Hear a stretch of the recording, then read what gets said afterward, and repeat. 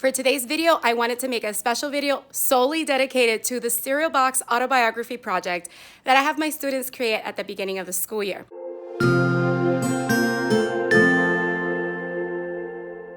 Hello and welcome back to my channel. My name is Mariely Sanchez and I'm a 4th grade teacher in South Florida. For today's video, I wanted to make a special video solely dedicated to the cereal box autobiography project that I have my students create at the beginning of the school year. So what I'm gonna do in this video is I'm actually gonna show you how I put together my cereal box. So we're gonna use this cereal box autobiography paper that you can find on Teachers Pay Teachers for free, and I'm gonna show you step by step what I do to put my cereal box together. So let's first start with the materials that you'll need for this project. First and foremost, you definitely need a copy of the sheet, which I'll link in the description box below, and it goes over all the directions to put the cereal box together. Then you will need an empty cereal box. It doesn't matter what size. You just need a cereal box in order to decorate it. And yeah, it's an empty cereal box, as you can see. And you will be wrapping this in paper all around. You could use construction paper, or I actually have butcher paper from my school. I have black and I have light blue because I'm not sure which color I want to use to cover the cereal box, but we'll go ahead and figure that out as we go. You will also need scissors, glue, as in a glue stick or liquid glue, some tape, depending on what it is that you're adding, and some art supplies, whatever art supplies you want to use. I also have crayons that you can use as well. So lots of art supplies because you never know what you're gonna use as you're putting your cereal box together. So without further ado, I'm going to set up my camera on a tripod and take you along with me as I build this cereal box. So here we go.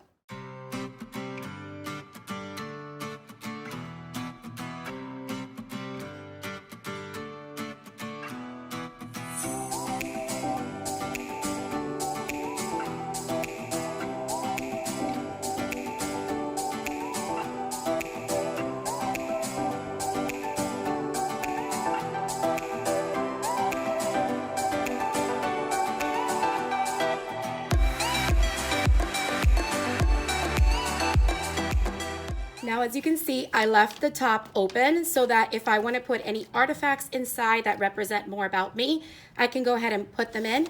But in order to help the flaps close, I'm actually going to use some Velcro dots. I'm going to put one on this side and one on the other side. So I'm going to go ahead and do that right now.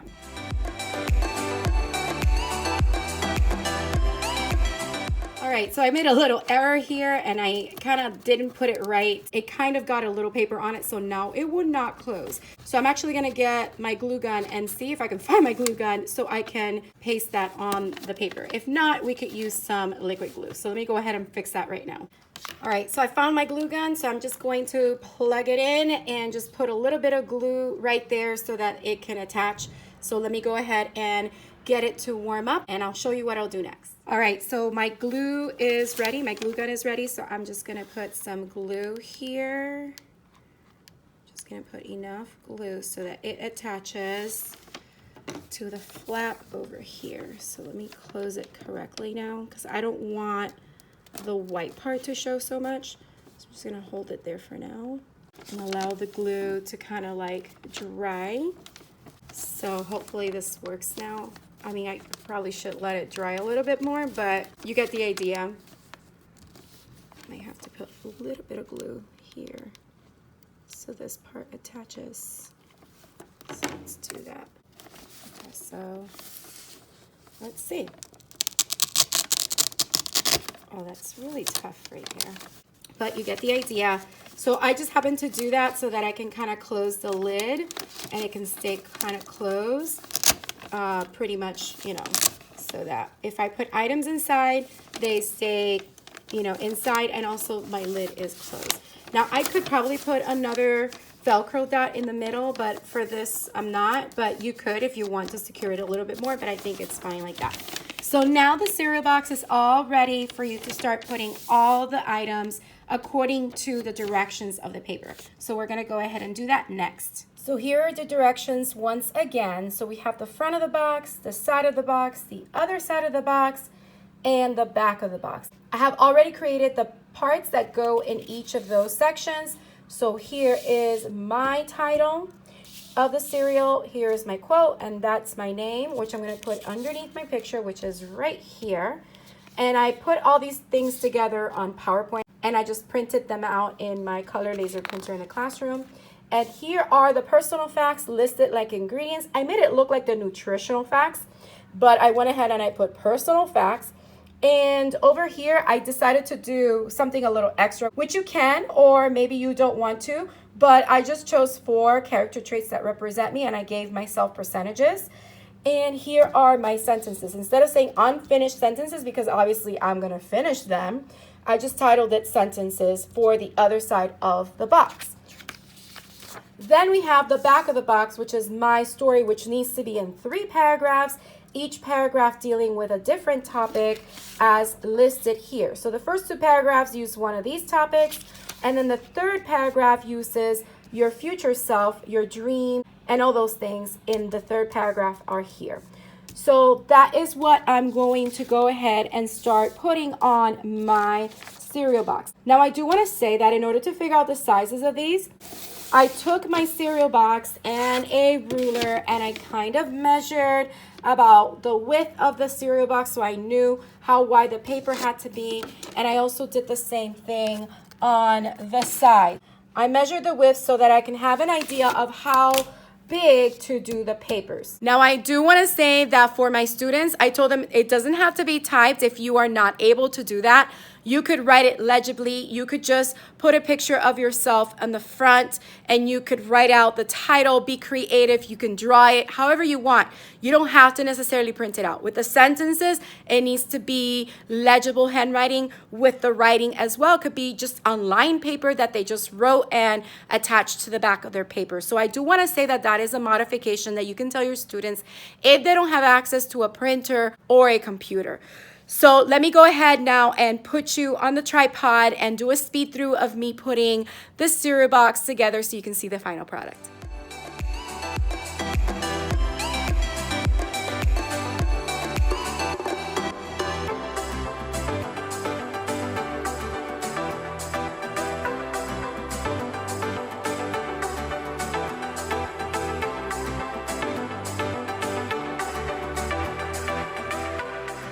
Now that I have all the pieces cut out, as you can see here, and here's my picture, and I did separate the title just so that I didn't have that white piece in the middle, and here is my name and the quote.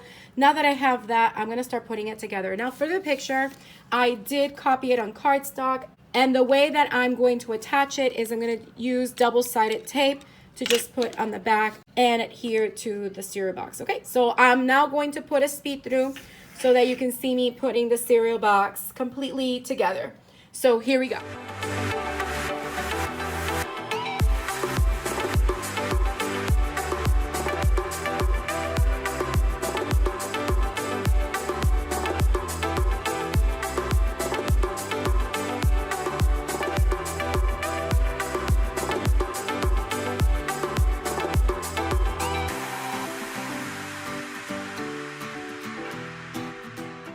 All right, here it is, the finished cereal box autobiography project. This is my personal one. So as you can see, following the directions from this sheet, which again is linked down below, the front of the box has all of these items.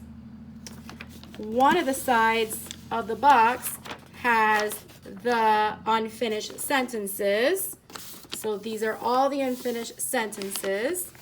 The other side of the box has the personal facts listed like ingredients, or I took it like listed like the nutritional facts part of the box. And the back of the box has my story, which is 3 paragraphs choosing some of these topics. So each of these topics could be put into a separate paragraph, or you could combine some of them into one, but that gives an idea.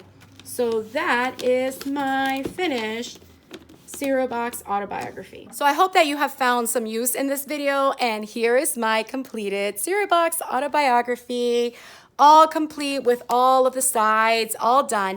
You could also adapt this cereal box to novel studies. So for example, you can have the students choose a character from a story and create the cereal box based on that character. So the title for the cereal could be something that is very much associated with that character. And of course, the picture could be something the students draw of the character. Instead of by, the students can put the name of the character and also the book that they came from. And then you can have the students write their name on the side, like project by so-and-so. The quote could be something that the character says a lot, or a quote that is important to the character in the story. About the unfinished sentences, you can have them be about the character, when the character feels happy, angry, what they love, etc. So it could also be based on the character itself. The personal facts could be related to the character as well. And the story, you could actually connect it to character traits. Maybe each paragraph could represent one character trait that represents that character, and the rest of the paragraph could be the rationale that the children are giving in order to support that character trait, whether it's evidence from the text or examples of that character showing that trait. So I hope you enjoy coming along with me as we create this cereal box autobiography, which can be adapted to a novel study if you'd like. And also I want to remind you about the top, and I'm using one hand here, so it's kind of hard to navigate. But remember the top, we added the Velcro dots. And maybe inside, if you were doing a novel study, you can have the students put objects that represent that character. And maybe the writing on the back could be related to those objects. So those are options that you can use as well. So there you have it. If you were to do the cereal box autobiography for the students to present themselves, then of course on the inside, they will put a couple of artifacts that tell a little bit more about them. So let me put this over here. I hope you like my... Oh no, I just realized something. Flakes flutter. Hey, this is a tremendous blooper. Let's fix that right now on camera, shall we? So I just realized that I switched around my title for my cereal box autobiography. So I'm gonna try and fix that right now on camera. So let's do that now.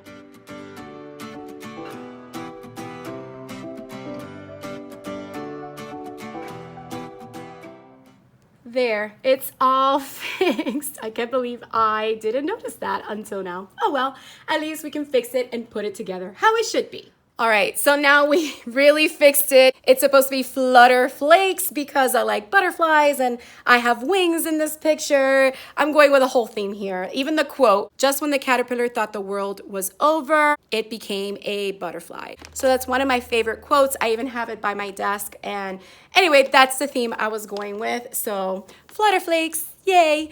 All right, so it's completely done now. I'm just gonna now put it here, and it is done well now. So I hope you enjoyed this video and seeing how I put this project together, and my students did a wonderful job, phenomenal job.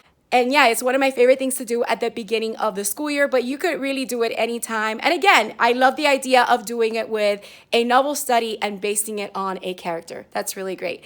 So I hope you enjoyed, like I said, coming along with me. If you did, don't forget to hit the like button, leave a comment down below. Let me know what you thought or any questions you may have.